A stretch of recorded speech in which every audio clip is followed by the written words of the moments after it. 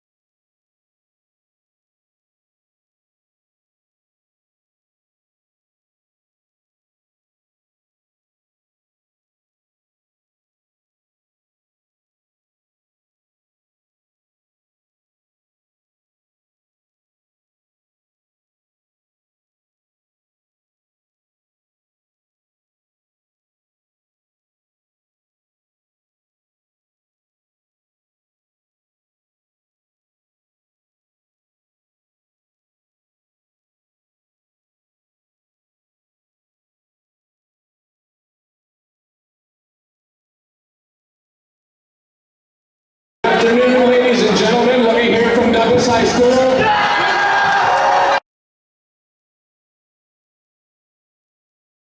You are looking absolutely fantastic today. So are you, Mr. Gusso. I said that. Ladies and gentlemen, thank you. Thank you very much for being here. I want to thank you for a strong start to the school year. Folks, you have demonstrated pride in your school. You've been academically engaged, already busy in your classes. You have been trustworthy. You have been respectful. You've kept our school clean for Floyd and safe for all of us. So we want to thank you for that.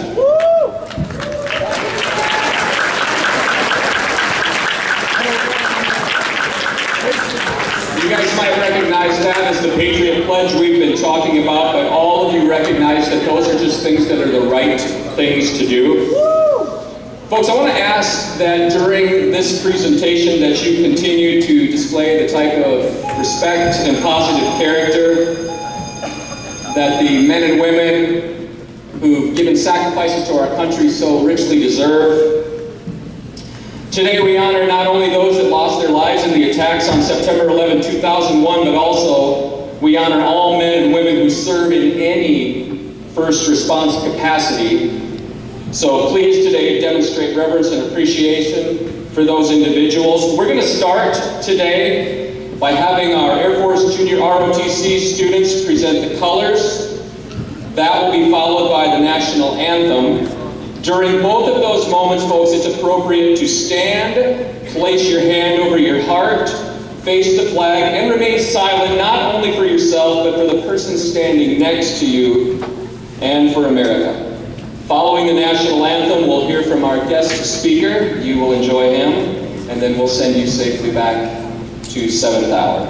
So at this time, would you please stand?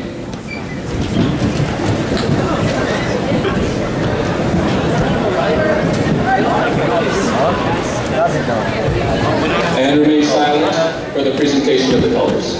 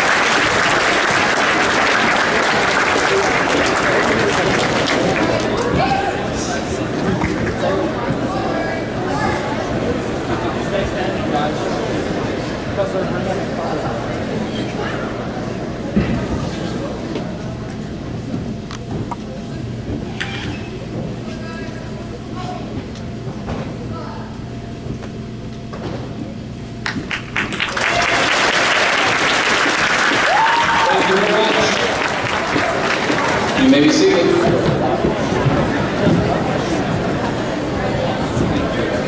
There are many people, ladies and gentlemen, that serve us and help keep us safe each and every day. We want to give them a round of applause elsewhere at the Air Force Base.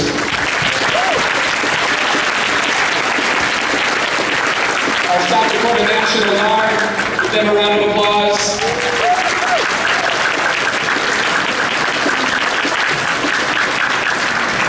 Box Elder and Rapid City Fire Departments, Box Elder and Rapid City Police, Huntington County Sheriff's Department, the Highway Patrol, local hospitals, ambulance crews, so many more. Give them a rousing thank you.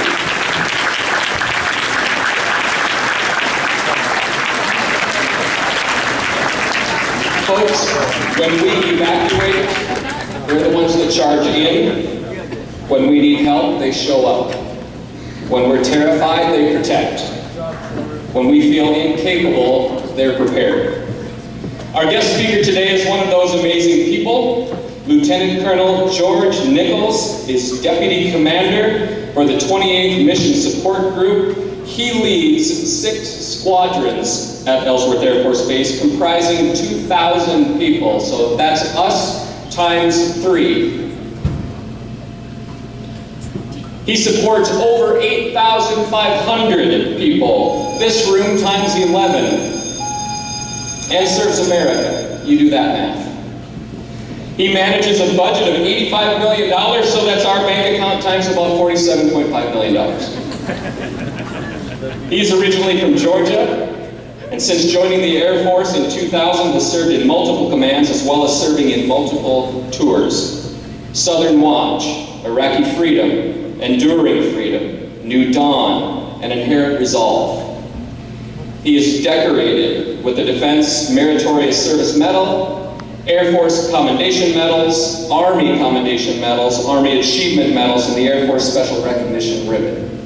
He's an amazing guy, and I think he'd trade all of that just to be an American and a good dad. So would you welcome at this time our guest speaker, Lieutenant Colonel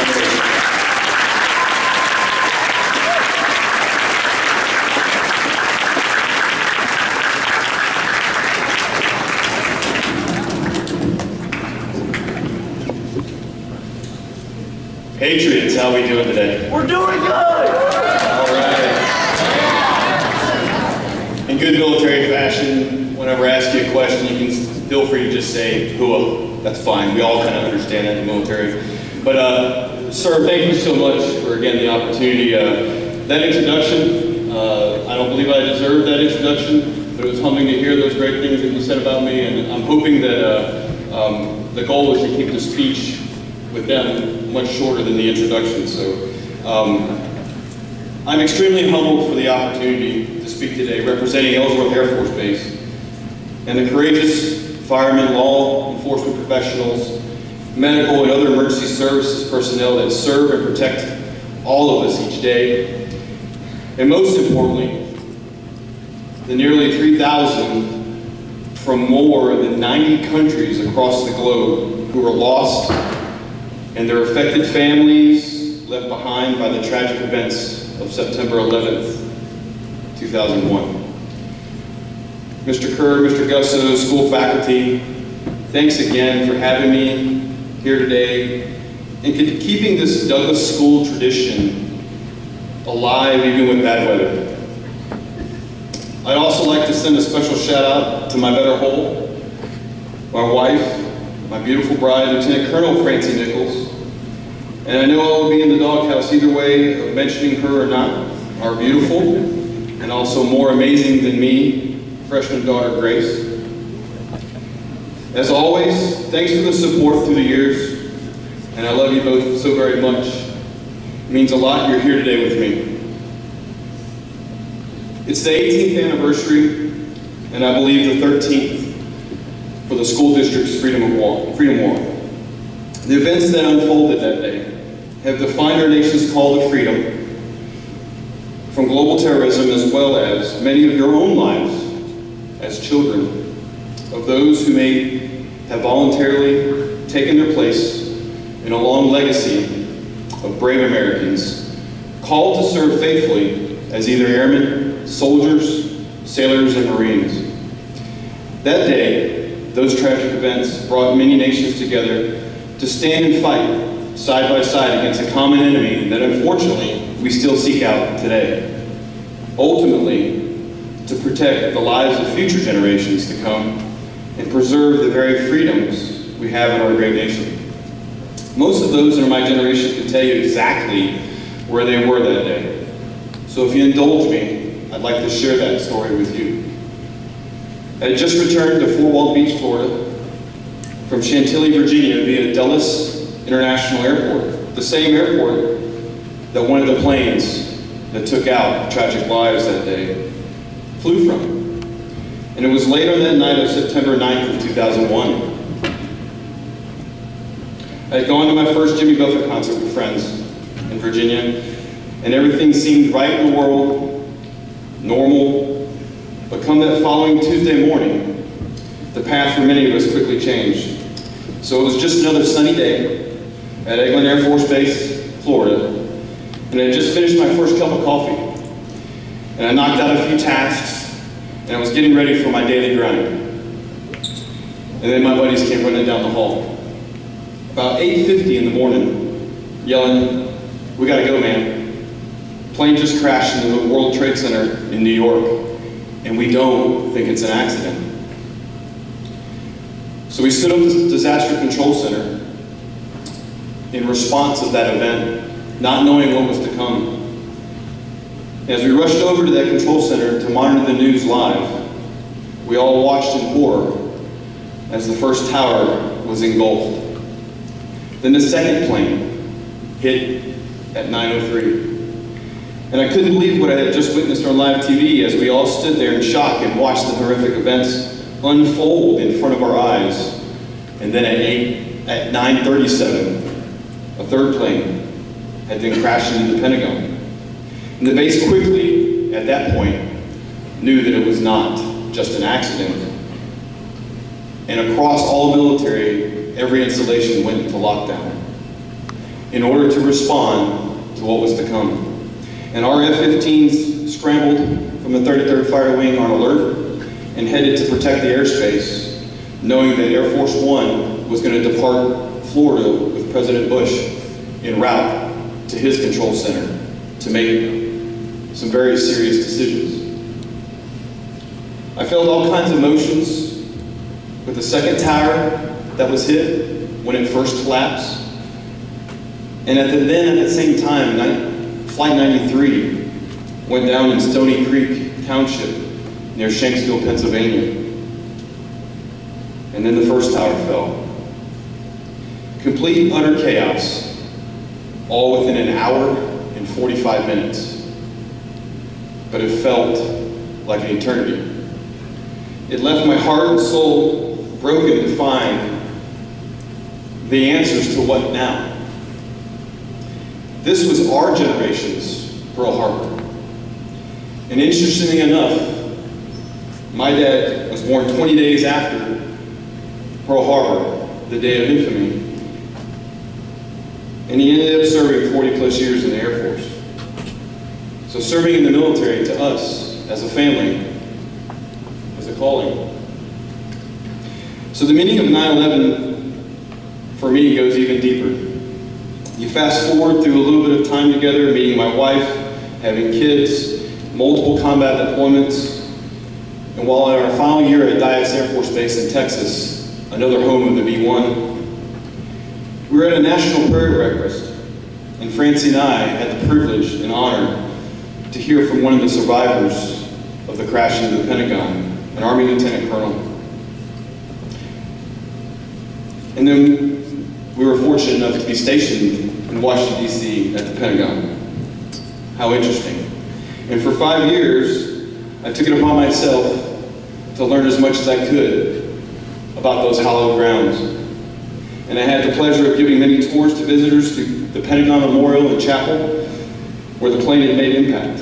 And it meant the world to me as a military member, then and still today. And then while living in D.C., we took our family to Ground Zero in New York City. And then finally in 2015, I stopped to visit the Flight 93 Memorial Site in Pennsylvania that wasn't completed yet, en route to Wright-Patterson Air Force Base for a course that was required prior to my 5th deployment, and year away from family in the Middle East. There's no coincidence in life that those experiences And that day has shaped my Air Force career and defined my calling to serve. But see, every generation will be faced with challenges that will require courage, compassion, and a call to serve, much like Pearl Harbor for my dad and 9/11 for my family. We must never, ever forget those that went before us without fail and paid the ultimate sacrifice, and those that continue to pay the ultimate sacrifice in defense of freedom from all enemies, foreign and domestic. So I ask you to join me today and every day to remember those that gave it all, those that rushed into the face of danger, not away from it, those that saved countless others, and those that serve today as a reminder that freedom is not and will never be free. Freedom will always require sacrifice. So let's all be committed to counting our blessings and that we honor those before us by how we live today, much like September 12th. May each of our lives not be remembered by what we do to elevate ourselves or the importance of everyone's or even society's opinions, but instead by the fundamental American way of how we treat others with dignity and respect. And that we unconditionally express more love and grace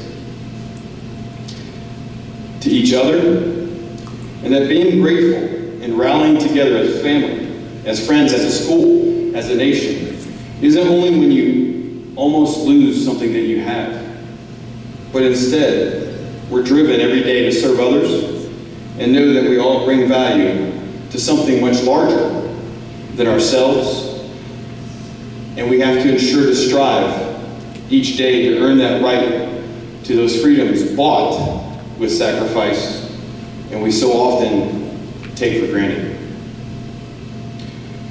So today I encourage each and every one of you to think about what challenges you might be facing or even going through, and how your September 12th ought to be. How will you stay focused on what truly matters, and when asked to stand, you do so willingly, with strength, confidence, compassion, and courage, much like those did on September 11th, 2001. Be the person that does, not the person that says they'll do.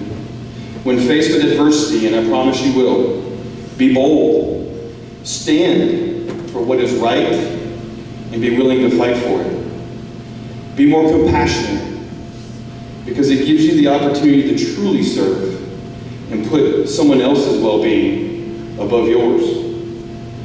Communicate often with one another, preferably face-to-face, and if not, be willing to stand before the words put on any screen for all to see. Be more encouraging, be more loving, and be sure to always be you, and surround yourself with others that will hold you accountable. Be honest, even when it hurts, and have your back when it's inconvenient for them. And certainly be more concerned with your character than your reputation. Have a positive attitude. Why? Because it's contagious, and it's your choice, no one else's. Maya Angelou once said and believed, if you don't like something, change it. And if you can't change it, change your attitude. So now you're all probably wondering and looking at me with maybe a little frustration and distraught. You're thinking, really, all of that is hard to do. And you're 100% right. And you won't be perfect at it. You'll stumble, and you may even fail. And that's okay, because there'll be a 12th September. Trust me, there are two witnesses in this room that can attest that all of this is extremely hard for even this imperfect son, husband, father, grandfather that's standing before you today. But every day is a choice, and for all of us, we will never know when we won't get that choice again. So to honor those today, I'm reminded of what Muhammad Ali once said. Don't count the days, make the days count. Thank you, ladies and gentlemen. Let us never forget. Let us live out our September 12th every day. God bless you all and our United States of America.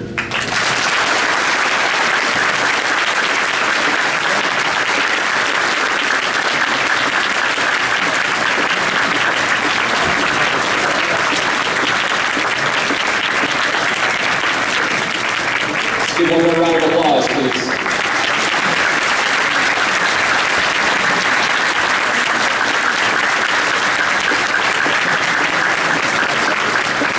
As we wrap up today, I'm going to ask you to do something that's a little bit difficult when we're out in the stadium when we have all the little guys out there. They don't have the same sense of self-control and ability to think that you have. So, one of the things that's appropriate to do when you have a day like this, when so much important things have gone on, it's appropriate to give it a short moment of silent reflection. I'm not going to ask you what to think about or who to think about, but I am going to ask you, while we do a moment of silence, I'm going to ask you to think about the things that Lieutenant Colonel Nichols told you. I'm going to ask you to think about somebody that you appreciate. I'm going to ask you to think about what it means to be a patriot. If you're looking for something to think about, you can think about what the school song means in terms of what you just heard. So we're going to do a moment of silence, and when we are finished with that moment of silence, we're going to hear the song we always end with. I'm going to ask you to stay where you are. Don't go rushing off into the hallways yet. Wait respectfully until everything is finished. We're going to play the song you always hear at the Freedom Walk when we're finished with this moment of silence, and then you are free to go back to 7th hour. So would you please stand? Please.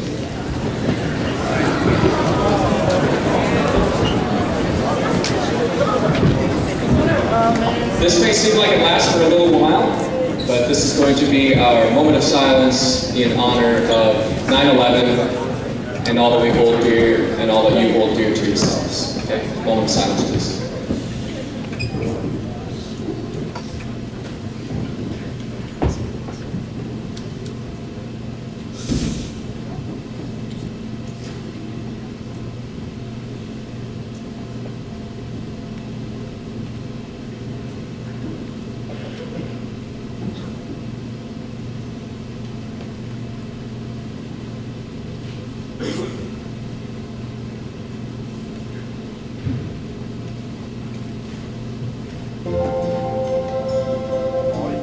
Thank you.